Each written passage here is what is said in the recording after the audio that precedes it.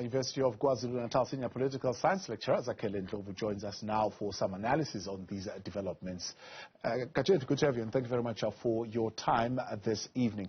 I'm quite interested in what the courts are saying here. He's saying, having reached the above conclusion, I need not deal with the remainder of the attacks on the recognition decision nor the subsequent coronation. That's one area. But then he says further, I conclude that this is clearly not a case where any substitution of this court decision for that of the president should take place as contemplated in Section 8.1, subsection C, 2AA of the Paja Act. What does the court mean by that? Okay, that's a good question. Look, first of all, let me just point out that we're dealing here with a matter that is traditional. So the Zulu culture does not have a clear process when it comes to who succeeds the king who has passed on. Now, the Zulu royal family, some members of the Zulu royal family go to a Western institution, which is the court, to decide on a matter that is a traditional matter. And now you have a situation where the court says that the president was wrong, or it was illegal for him to confirm Misuzulu as the Zulu king.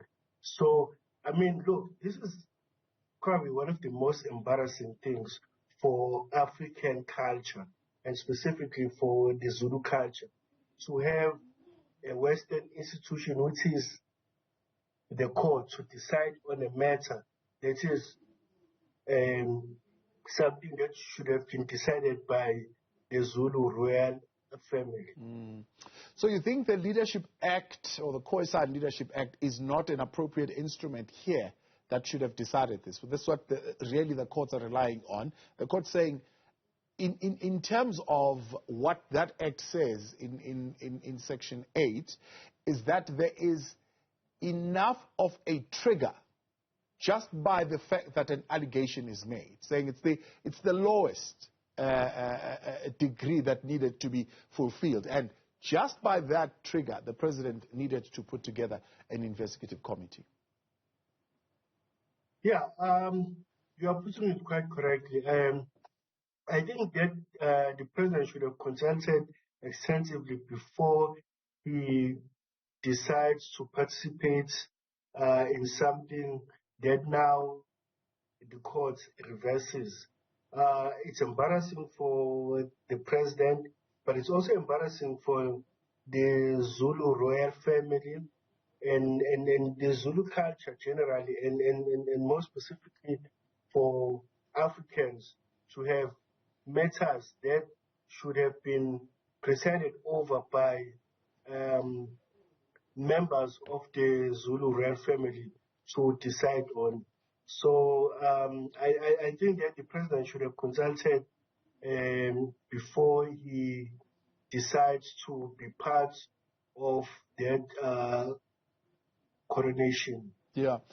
President engaged in a process, of course, called a mediation panel. And the court saying a mediation panel was not an investigative committee. But the mediation panel, the president said, sought to get all sides of the story in terms of family and bring every other voice on board. Was that a right call, and did that particular process achieve that? Yeah, I think that was a right call to engage all stakeholders. But clearly, some stakeholders were not happy with his decision to go ahead and give Misuzulu the rightful ownership of the Zulu kingdom. And so I think that as Africans in general, we need to sit down and then figure out ways to make sure that these things are decided in a manner that does not involve Western institutions. because I think at the end of the day, it makes Africans look bad to say that they cannot,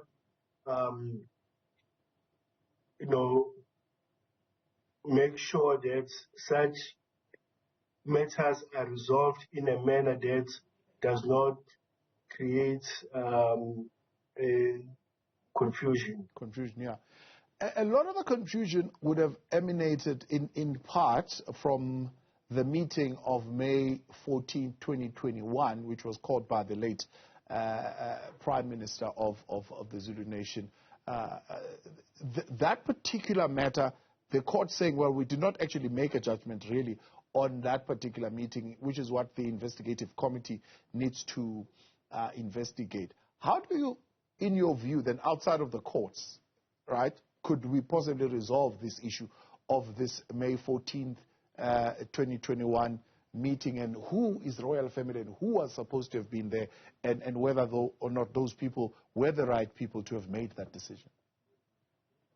Well, my understanding is that there are elders in the royal family. Those are the people who should have been engaged and be convinced that the rightful person to occupy the position of the Zulu king is someone that they all agree on. So it seems that there's no clear succession plan. If you look at the English royal family, there's a clear succession plan.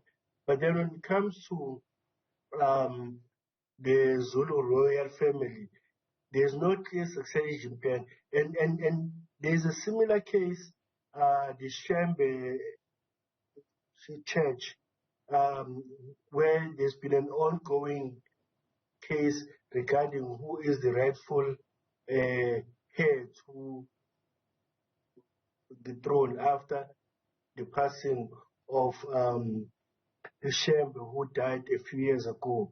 So clearly, as Africans, I think we have to find a way that we resolve these issues without having to go to court. So there are elders who should be engaged, and then there should be a clear succession plan as to who would succeed whoever is the king in the case of the Zulu royal family or the Shembe Church. There are elders there as well who should have been engaged so that the matter doesn't have to go to court.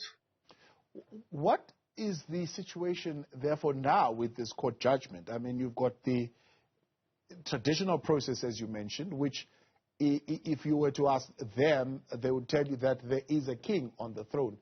Now you've got the court saying the process of recognition was not in line with the Leadership Act.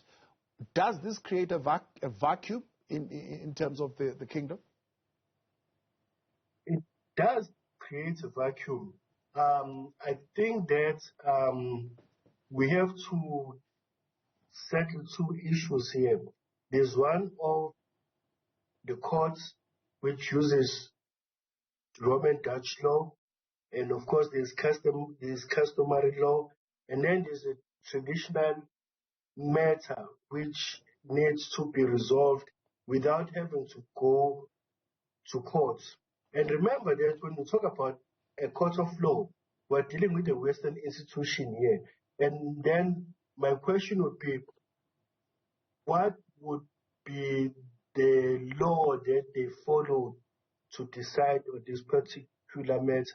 I know there's customary law, but for me, what would be interesting is what kind of processes that they followed to reach this particular judgment. Appreciate your time there. Thank you very much for coming on. That's Mr. Zakhele Ndlovu.